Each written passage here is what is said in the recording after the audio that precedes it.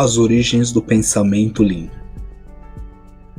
O Lean Manufacturing, manufatura enxuta ou somente Lean, é um modelo de gestão baseado no sistema Toyota de produção, que visa o aumento dos resultados a partir da identificação e eliminação dos desperdícios, da melhoria contínua dos processos e de se ter uma percepção mais clara daquilo que é considerado valor pela perspectiva do cliente. O termo Lean é uma palavra em inglês que, traduzindo para o português, significa enxuto. O termo Lean passou a ser utilizado para designar o sistema Toyota de produção, o TPS, como um modelo de gestão altamente eficiente pelos engenheiros americanos James P. Womack e Daniel T. Jones. Eles trabalharam juntos em sua tese de doutorado pelo MIT, o Massachusetts Institute of Technology, onde a base da pesquisa para seus trabalhos era o TPS. Eles queriam mostrar cientificamente que o modelo de gestão da Toyota, ao qual eles chamaram de Lean, ou seja, enxuto, era capaz de alavancar os resultados de qualquer empresa. Mais tarde, esse trabalho acadêmico foi editado e publicado na forma de livro através do próprio MIT, com o título de The Machine That Changed the World, ou seja, a máquina que mudou o mundo. A máquina em si não era um equipamento ou dispositivo físico, a máquina era, na verdade, o próprio sistema Toyota de produção. É impossível definir exatamente qual a origem do pensamento Lean. Pode-se considerar que o homem ancestral, quando passou a desenvolver ferramentas, dispositivos para que pudesse executar melhor suas atividades cotidianas, ou buscou encontrar atalhos e meios para se locomover mais rapidamente, de certa forma, ainda que de maneira empírica, ele estava desenvolvendo o pensamento Lean. Tal forma de pensar parece estar dentro de cada pessoa. Parece haver um sentimento em cada indivíduo de que é sempre bom melhorar, de que é melhor ir para frente que para trás. A busca pela perfeição é um sentimento e atitude que pode ser notada em todas as eras e em praticamente todas as culturas que se tem conhecimento. Para entender melhor o desenvolvimento do pensamento Lean, é importante conhecer alguns marcos históricos, onde vê-se claramente o ímpeto do homem em atender determinadas demandas de maneira mais eficiente. Em primeiro lugar, a primeira revolução industrial, que se deu pela produção em larga escala, especialmente de produtos têxteis, o que se tornou possível em função da mecanização dos processos e especialmente o aperfeiçoamento da máquina a vapor. O epicentro desta revolução ocorreu na Inglaterra, que possuía um vasto poder econômico, devido ao acúmulo de capital ocorrido em função da expansão colonial e ao mercantilismo. A Inglaterra era também rica em carvão mineral e possibilitou a construção de uma avançada matriz energética para os moldes da época. Além disso, a Inglaterra foi beneficiada por sua posição geográfica, pois seu território é na verdade uma ilha, e a construção de seus portos possibilitaram o recebimento de matéria-prima na quantidade necessária para atender sua produção, bem como o escoamento de produtos acabados para todo o mundo. Um relato sobre esse período da primeira Revolução Industrial foi feito por Adam Smith, o grande pioneiro escocês da economia moderna. Ele relata em seu livro A Riqueza das Nações, de 1776, o processo observado em uma fábrica de alfinetes. Smith observou que um certo número de trabalhadores especializados, cada qual realizando uma etapa individual da fabricação dos alfinetes, poderia produzir em um dia muito mais alfinetes do que o mesmo número de trabalhadores empenhados na produção de alfinetes inteiros. Um homem, escreveu Smith, estica o arame, o outro o endireita, um terceiro corta, um quarto faz a ponta, um quinto esmerilha o topo para receber a cabeça. O sexto homem coloca a cabeça do alfinete e ajusta-a. Mais uma pessoa é responsável por prateá-los, e um último trabalhador insere cada um dos alfinetes ajustando-os na cartela. Um grupo de aproximadamente 10 trabalhadores, cada um realizando de maneira balanceada 2 ou 3 das 18 atividades observadas na produção dos alfinetes, era capaz de produzir mais de 4.800 alfinetes por dia. A mesma quantidade de trabalhadores, produzindo alfinetes de começo ao fim, produzia menos de 200 cada um. Um outro período extremamente importante para o desenvolvimento do pensamento Lean foi a Segunda Revolução Industrial, que aconteceu entre 1850 a 1950. A Segunda Revolução Industrial foi uma era de mudanças complexas devido a uma grande variedade de produtos e tecnologias e por ser geograficamente mais abrangente que a Primeira Revolução Industrial. Ela ocorreu em várias partes do mundo, mas especialmente por toda a Europa, e com a participação fundamental dos Estados Unidos. Uma característica marcante da Segunda Revolução Industrial foi o surgimento, sobretudo nos Estados Unidos, dos barões da indústria.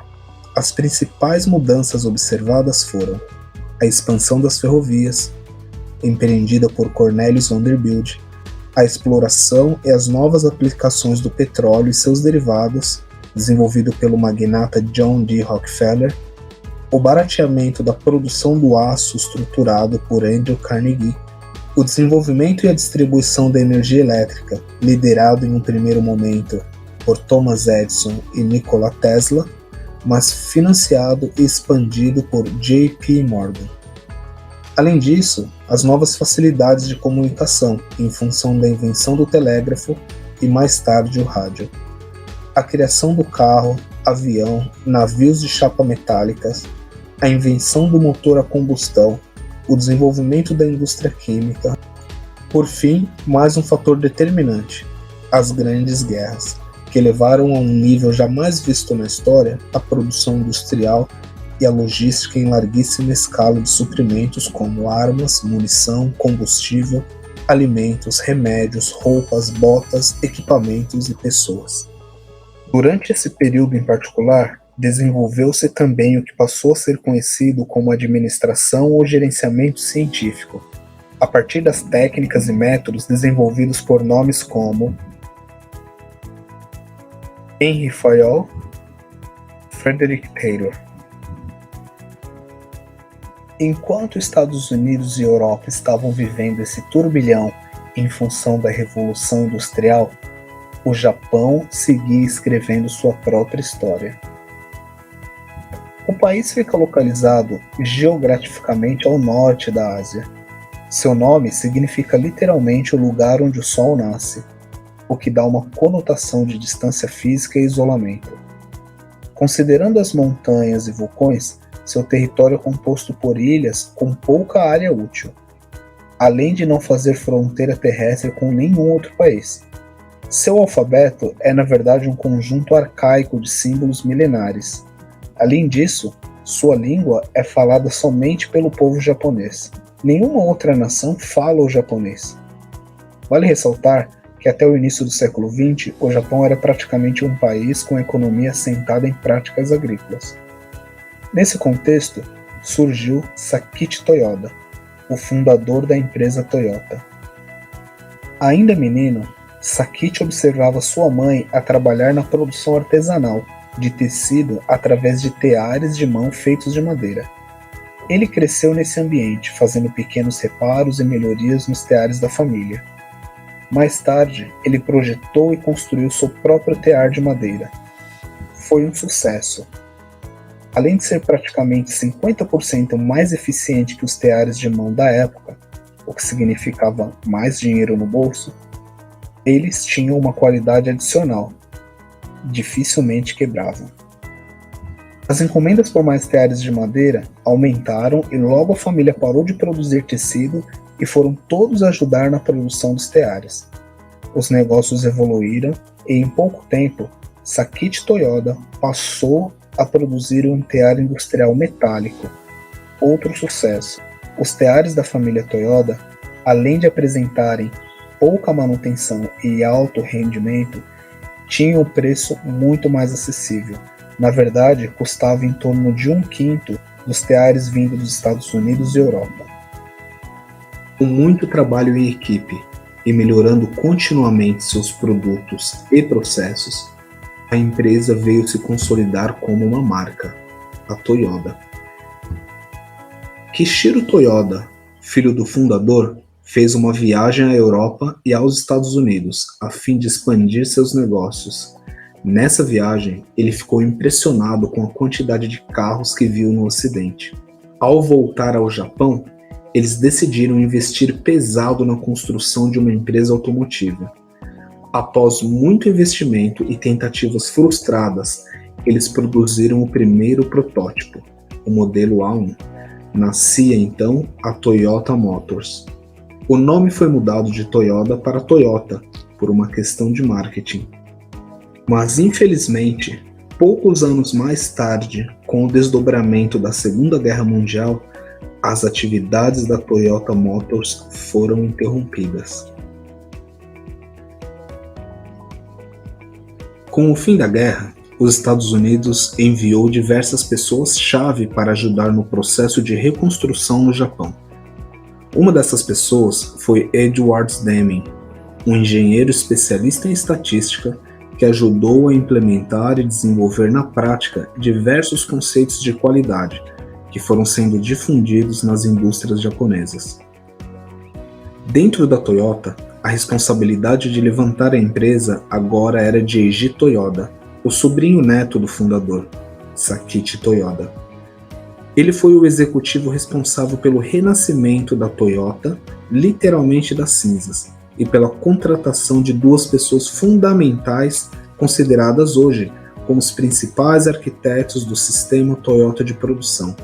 São eles: Taiichi Ohno, o engenheiro-chefe responsável pelos processos e desenvolvedor de diversas soluções como o mapa da cadeia de valor, a integração e padronização dos processos. E Shigeo Shingo, o consultor parceiro da Toyota por décadas, que foi o principal responsável pela integração da cadeia de suprimentos e dos negócios da Toyota em um sistema puxado de produção.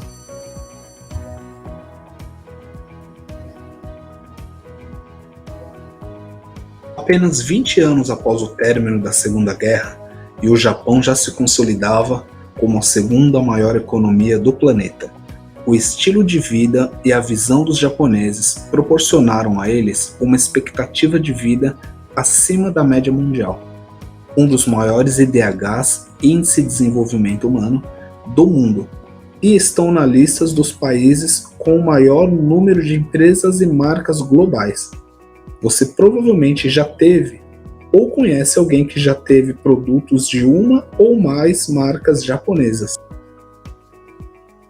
Enquanto o mundo voltava os olhos para o céu para assistir a corrida espacial entre os soviéticos e americanos, em terra firme acontecia outro tipo de competição, a corrida dos japoneses contra o mundo, para ver quem era capaz de colocar produtos, especialmente na indústria automobilística e eletrônicos, com melhor preço, mais atrativos e de maior qualidade. Isso levou inevitavelmente ao desenvolvimento do que é chamado de automação industrial e robótica, o que elevou ainda mais a produtividade dos processos e reduzindo os níveis de desperdício. Outros elementos importantes acompanharam esse período, como o desenvolvimento de sistemas de gestão integrada, os ERPs, a fabricação de produtos de maior valor agregado, a fabricação de produtos de maior valor agregado e o surgimento das megamarcas multinacionais e transnacionais. Além disso, houve também a inclusão da qualidade como fator determinante no mercado. Houve ainda o desenvolvimento da computação, a derrubada de barreiras comerciais no âmbito global, a globalização, e a inclusão da Ásia como agente transformador neste novo contexto de indústria e de mercado. Esse período, de 1950 ao ano 2000, é conhecido como a Terceira Revolução Industrial. A quarta revolução industrial é um processo que iniciou a partir dos anos 2000 e ainda estamos vivendo esse processo de transformação. Ela passou a ser chamada a partir de 2010 de Indústria 4.0. Ela se dá especialmente pela integração entre sistemas, máquinas, processos, dispositivos móveis e pessoas. Algumas das principais áreas da Indústria 4.0 são o Business Intelligence, os cybersistemas, os ERPs de altíssima performance e o alto nível de integração e controle.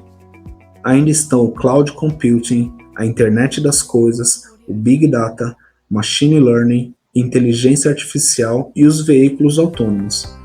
Os dispositivos móveis, como smartphones, óculos, relógios e chips, têm um papel fundamental na Indústria 4.0, assim como o Data Science, no sentido de incluir o cliente como fator determinante na concepção de produtos e serviços através da análise de dados. É verdade que o Lean, como modelo de gestão, foi concebido a partir das práticas, princípios e ferramentas que levaram a Toyota a ser a mais lucrativa e eficiente montadora automobilística do mundo.